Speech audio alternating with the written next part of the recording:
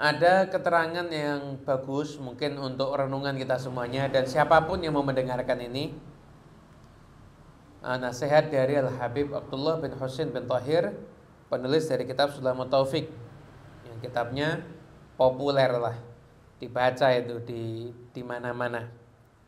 Mana-mana tentang sebab ketika terjadi di satu zaman itu banyak musibah.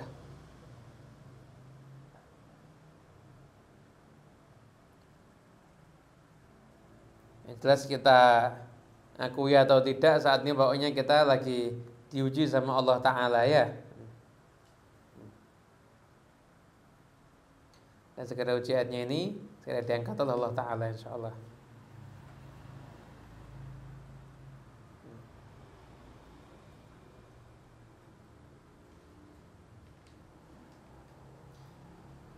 Nah, ini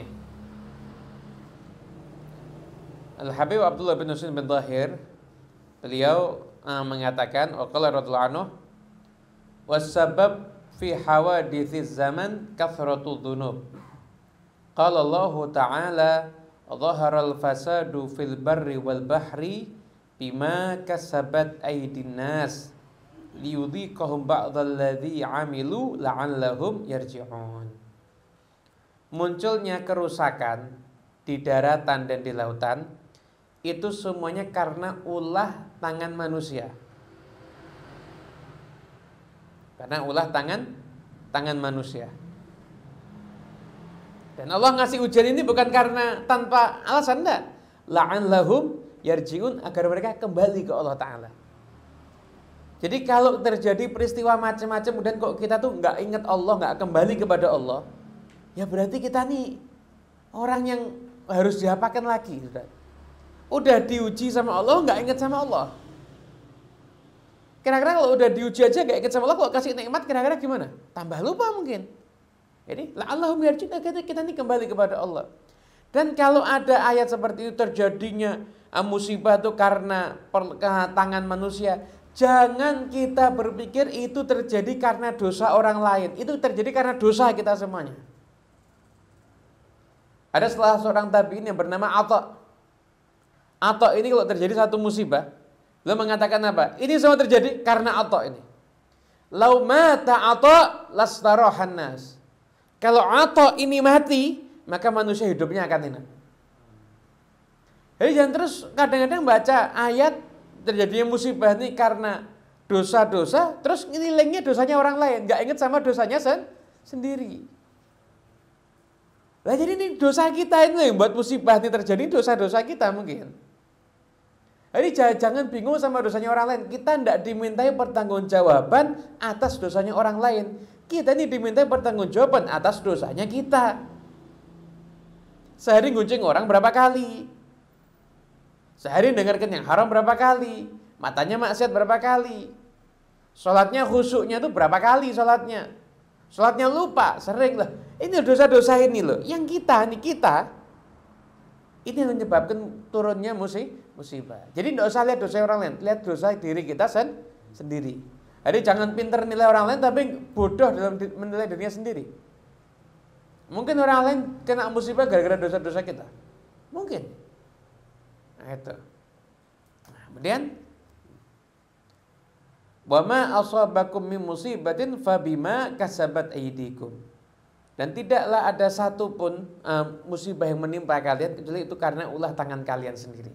Jadi karena amal perbuatan manusia. Nah, kemudian kata beliau, wala rafi'a li hadhihi nawazil mithla taubah bi syurutiha, khususan fi ma yata'allaq bil khalqi min raddil madhalimi wa ghairiha. Dan tidak ada yang bisa ngangkat musibah ini seperti taubat dengan syarat-syaratnya. Utamanya, taubat itu kan syaratnya apa? Nyesel. Yaitu segera menghentikan perbuatan dosa dan berkeinginan untuk tidak akan kembali lagi berbuat dosa. Dan yang paling penting, yang keempat adalah mengembalikan hak-hak orang lain yang kita ganggu. Gitu. Umpama utang, ya bayar. Ngambil barangnya orang, ya kembalikan. menzalimi warisannya orang, kembalikan. Ngerampas haknya orang lain, kembalikan. Jadi kezaliman kita kepada orang lain itu adalah sebab turunnya musibah. Imam Baghawi dalam tafsirnya ketika menafsirkan firman Allah Ta'ala, wa ma kana rabbuka liyuhlikal qura bidzulmin ay la yuhlikum bisyirkim wa ahluha muslihun. Tidaklah Allah Ta'ala itu mengadab suatu kelompok karena kezaliman atau maksudnya karena kesyirikannya. Wa ahluha muslihun, tapi penduduknya itu dalam keadaan muslih, saling berbuat baik. Lalu kalau ada satu kelompok, maaf, sekalipun dia itu musyrik, nggak beriman, tapi nggak ada problem macam-macam, nggak ada bencana macam-macam di dunia ini.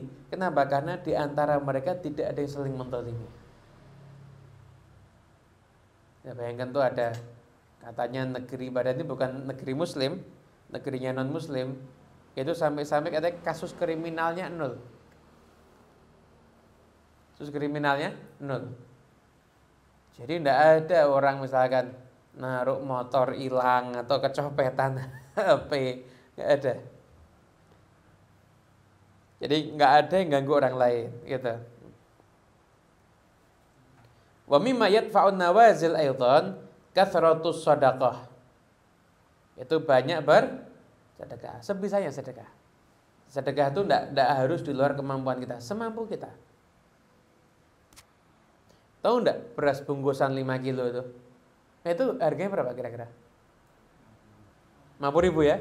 Beras dengan 5 kilo, harga 50.000. Ketika Anda ada kelebihan rezeki, beli beras itu. Dan saya tuh kirimkan ke rumahnya orang yang Anda rasa nggak mampu. Sedekah itu. Sedekah itu. Namanya simpel kan? Mungkin kalau Anda kasih 50.000 kelihatannya sedikit banget ya. Tapi ketika Anda ngasih beras 5 kilo itu jadinya banyak. 50.000 itu ya sekali buat beli apa-apa mungkin ya. Tapi beras 5 kilo kan dimakan berapa hari. Gitu. Itu termasuk mencegah bala. Atau gula. Begitu ya. Jadi sedekah dan sembako kita kasihkan ke rumahnya orang-orang yang enggak mampu. Siapa tahu karena sedekah kita Allah jauhkan semua bencana dan musibah. Dan enggak usah nunggu orang, itu orang kaya harusnya sedekah, enggak usah kita. Tidak usah bingung sama orang lain, ada orang kaya enggak sedekah, orang kaya gigit, enggak usah ngurusi orang, kita. Memang punya rezeki, 50.000 kan remeh ya. Rokok sepak berapa? 25. Satu hari orang ngerokok berapa pak biasa? Oh, 1 pak ya. 2 pak berarti seharga dengan rokok 2 pak bisa dapat beras 5 kilo. Nah, sedekahnya rokoknya aja, Beb. Jangan. Berasnya ya.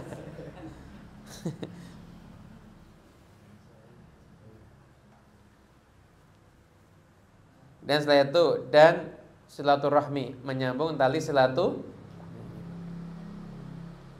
nyambung itu jadi sudah terputus kemudian berusaha untuk disambungkan. Watarahum watawadud, saling mencintai, saling mengasihi.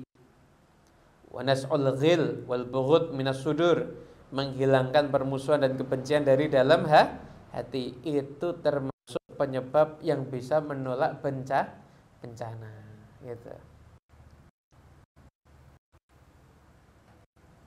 Jadi hati bersih, ngajak orang yuk saling. Jadi kalau kita tuh ada orang yang enggak, jadi kita memadamkan kebencian di hati kita ini, kira-kira pahalanya gede apa enggak? Jadi bayangkan kalau kita juga bisa memadamkan kebencian di hati orang lain. Ada orang benci sama kita dan kita datang, kita baikin dia sampai kebencian di hatinya dia itu padam. Pahala luar biasa. Anda nggak usah mikir nanti responnya dia begini dan sebagainya. Nggak penting. Manusia ini responnya nggak penting. Nggak ada, kita ini nggak mungkin bisa merubah. Jadi pikiran orang sama tindakan orang itu di luar ikhtiar kita. Jadi nggak usah pernah kita pusingkan. Yang penting urusan kita sama diri kita, gimana caranya kita pokoknya jadi orang yang baik itu aja. Loh, saya udah usaha Habib, gimana caranya menghilangkan kebencian dari hatinya? Tapi dia tetap benci. Ya udah, usahamu tuh sudah cukup. Kamu udah dapat pahala insya Allah. Selesai. Gak usah bingung. Kemudian kathratul istighfar ana al-laili wan nahar. Memperbanyak istighfar malam dan siang. Karena ucapan Rasulullah SAW, man aktsaral istighfar ja'alallahu min kulli hammin farajan min kulli dzikin makhraja wa razaqahu min haitsu la yahtasib. Pada siapa yang memperbanyak istighfar, maka setiap dia itu sumpek ada jalan keluar, ada kelapangan dalam hatinya. Tiap dia itu ada kesempitan dalam hidup, menemukan jalan keluar dan mendapatkan rezeki dari sisi yang tidak terduga-duga.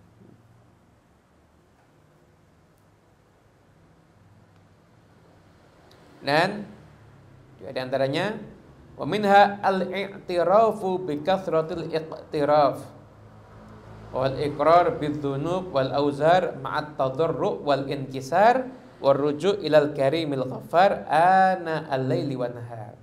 Caranya adalah kita mengakui dosa-dosa kita bersama dengan tadarru wal inkisar, merendahkan diri, hati hancur dan kembali kepada Allah Ta'ala di malam hari dan di siang hari, sepanjang malam dan sepanjang siang. Jadi ini luar biasa ya.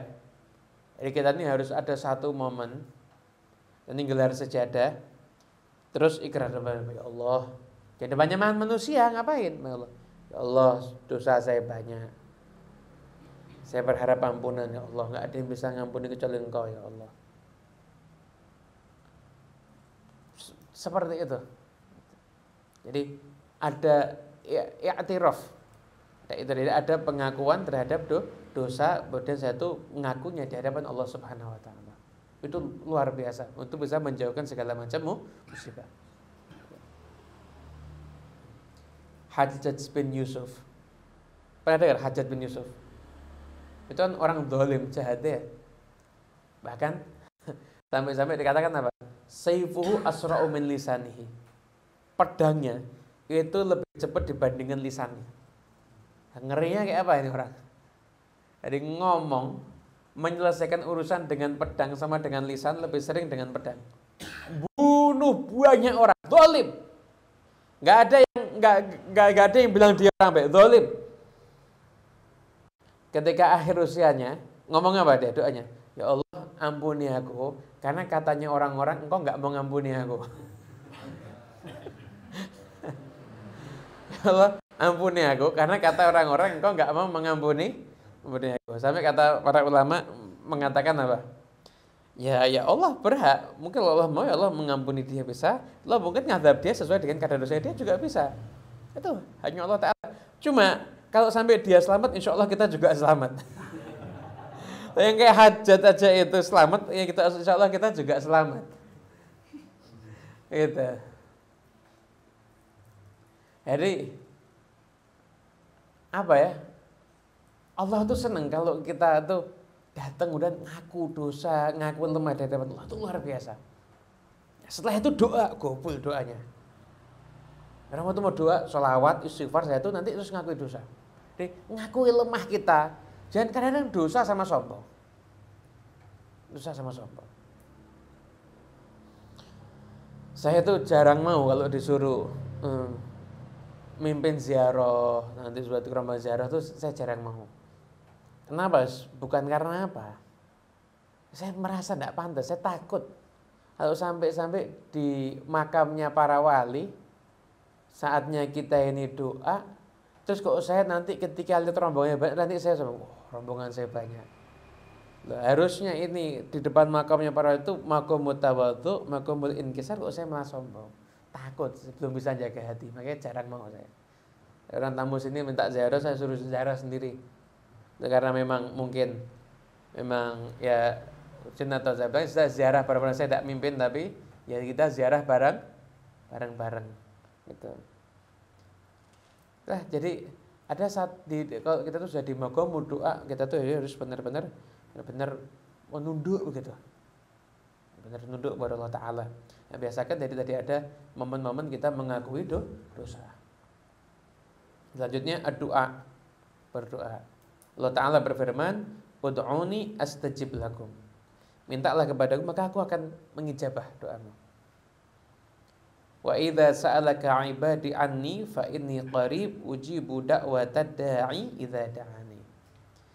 Kalau hambaku bertanya tentang aku, maka katakanlah aku ini dekat dan aku menjawab doa dari para pendoa jika dia berdoa.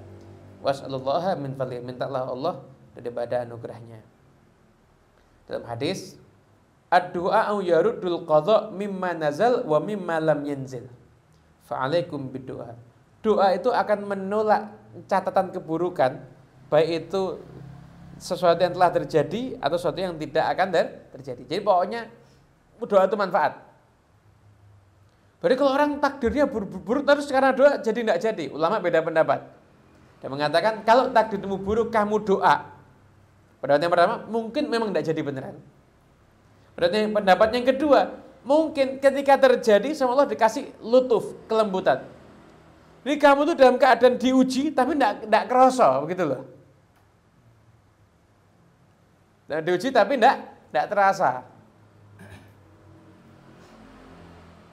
Seperti ada orang misalkan mau dijambak, ya jambak tapi jambak sambil pakai kopiah kan tidak bisa kejambak ini, tidak sakit jadi. Coba jambak biasa, tidak pakai kopiah. Paham tidak? Maksudnya kurang lebih seperti itu. Jadi ada kelembutan ketika datangnya takdirnya Allah yang berat. Itu karena doa. Dan juga ada satu riwayat, ya'ti 'alan nasi zamanun la yanju fihi illa man da'a ka du'ail gharik.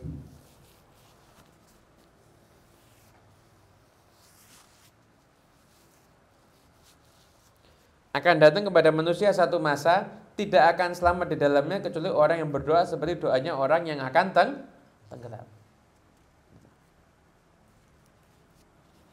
Orang kalau tenggelam, sudah tenggelam, tidak ada yang bisa nolong. Orang kalau tenggelam minta tolong. Kira-kira yang ada di hadapannya dia mikirnya ini orang harus tolong saya. Masuk dia mikir-mikir yang lain, enggak kan? Terus dia kan pasti mohonnya itu gimana kira-kira? Beneran kan? Nah, kalau kita ini doa juga sama kayak orang yang tenggelam tuh. Jadi hatinya hanya berharap kepada Allah dan benar ya Allah, minta tolongnya itu beneran gitu loh. Nunjukkan rasa fakirnya kita kepada Allah Subhanahu wa taala. Jadi katakan dalam hadis ad-du'a'u mukhul ibadah. Doa itu adalah otaknya ibadah. Kenapa kok otaknya ibadah? Nah, dikatakan oleh Imam Fakhruddin Ar-Razi dalam tafsirnya, karena ketika kamu doa, kamu merasa diri kamu tuh lemah, kamu punya hajat dan yang bisa nolong kamu cuma Allah. Itulah intinya ibadah, ngabdimu kepada Allah. Kalau kamu sholat, kadang-kadang kamu kan sombong, oh saya sholat, saya top. Puasa, oh saya kuat puasa. Doa kan enggak? Ya benar-benar merasa dirinya enggak mampu dan Allah yang maha mampu. Lah ketika itulah akhirnya doa menjadi intinya ibadah. Falyakun du'aul insan min hadha zaman kadzalik fa ba'asa yanju. Nah, kalau sudah ada zaman tuh banyak ujian, ya kamu doa seperti doanya orang yang tenggelam. Semoga insyaallah akan selamat nanti insyaallah.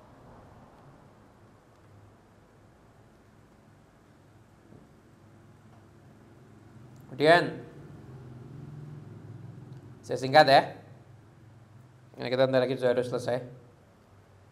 Tidak terlalu malam. Minha kathratu dzikri lillahi ta'ala. Itu memperbanyak zikir kepada Allah Ta'ala.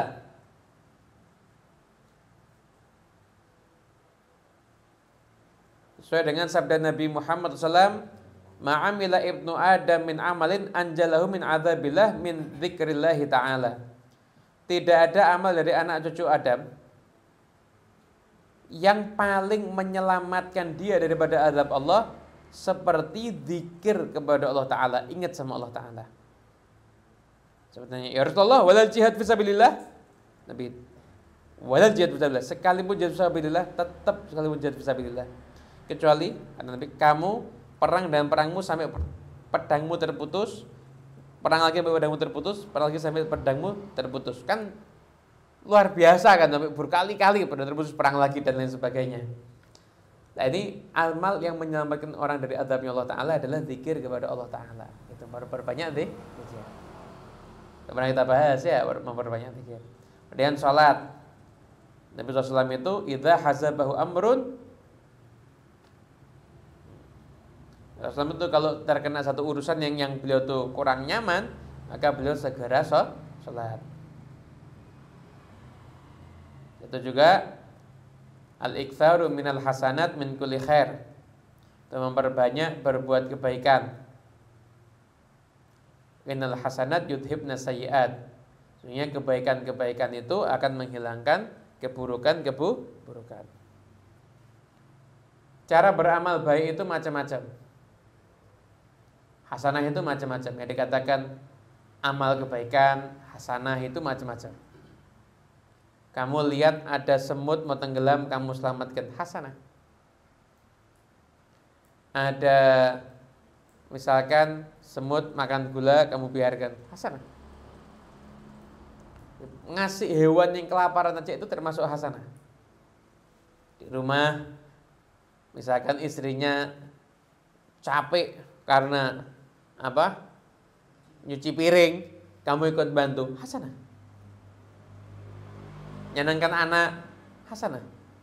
Nyenangkan orang tua, hasanah. Jadi hasanah itu banyak sekali. Senyum sama orang, orangnya senang, hasanah. Asal jangan senyum sama istrinya orang ya. Bahaya nanti. Hasanah, baca. Kan sampai ada satu nasihat gini. Kalau ada satu ucapan itu tidak mendatangkan murka Allah, tapi membuat orang itu senang dengan ucapan itu. Senangkan aja orang dengan ucapan itu. Kenapa? Siapa tahu kamu dapat pahalanya orang-orang yang muhsinin, orang-orang yang berbuat baik. Banyak sekali cara untuk berbuat baik. Banyak sekali. Ucapan yang bagus, senyuman, dan bantu orang lain, itu termasuk ucapan atau termasuk cara untuk mendapatkan pahala di sisi Allah Subhanahu wa taala. Gitu. Dan juga di antara sebab biar enggak turun bala adalah al-uzlah, enggak banyak kumpul orang. Tarkul fudul, meninggalkan hal-hal yang enggak penting. Wa mulazamatu sumti, banyak diam. Luzumul buyut, enggak banyak keluar dari rumah kecuali untuk urusan yang penting. Wa ada musma'i kalami aktsarin nas, dan tidak mendengarkan ucapan-ucapan mayoritas manusia, mayoritas masyarakat. Jangan bingung, ini kan sekarang isunya share-sharean, Masya Allah. Isinya cuma orang sakit sama orang mati. Tambah lagi share-sharean lagi, rumah sakit penuh, tabung oksigen itu habis. Isunya hal-hal yang kan ceritakan ada orang yang sembuh, itu orang itu memperkuat imun, tetap ikuti protokol kesehatan, pakai masker, jangan kumpul-kumpul. Setelah itu jangan jaga jarak dan lain sebagainya. Silakan ikuti itu, cuma jangan terus takut-takuti terus. Ya masih muda ini masih tidak apa-apa, mungkin mentalnya kuat. Kadang yang sudah tua itu bisa nggak tidur itu. Lihat tabung oksigen kurang, lihat ini bisa nggak tidur semalam. Orang-orang yang terima informasi dari kamu itu macam-macam, kesian mereka. Jangan sampai informasi dari kamu tuh justru akhirnya nggak buat orang itu kuat, tapi membuat orang itu semakin nggak kuat. Ini namanya virus itu pokoknya dihindari sebisa mungkin. Itu yang pertama jelas. Jadi, jangan kita nantang musibah, jangan nantang penyakit, tidak boleh. Itu bukan ajaran Islam. Cuma terlalu ketakutan juga nggak bagus. Terus gimana? Nah kalau memang ada resiko kena, gimana sih orang tuh biar kalau kena itu tidak jadi problem? Berarti antibodinya, imunnya harus kuat. Lah gimana biar imunnya kuat? Ya makan yang bergizi, hidup yang sehat. Yaitu mungkin ngikuti anjuran Nabi puasa, yaitu makan seperlunya, itu juga tidur yang cukup. Ini diikuti lebih penting daripada ngikuti sasaran yang mati berapa misalkan.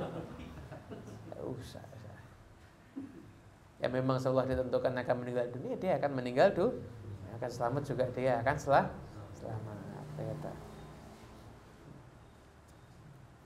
Allah alam sabda, kita semua selamat insyaallah ya. Ini malam ini santri-santri dapat rezeki nasi uduk. Tapi kita doakan untuk kesembuhan Ibu Tin Fatmah Al Idrus. Semoga bisa segera sembuh, diberikan kesehatan, dihilangkan segala penyakitnya, dan bisa kembali beraktivitas seperti sedia kala insyaallah. Kita hadiahkan Fatihah khusus agar dibutuhkan Fatmah terus Allah berikan syifa, sembuhan, dan semua keluarganya dijauhkan dari segala macam penyakit zahiran wa batinan. Amin amin ya rabbal alamin. Al-Fatihah. Bismillahirrahmanirrahim. Alhamdulillahirabbil alamin. Rahim maliki yaumiddin. Iyyaka na'budu wa iyyaka nasta'in. Mustaqim shiratal ladzina an'amta 'alaihim ghairil maghdubi 'alaihim waladdallin.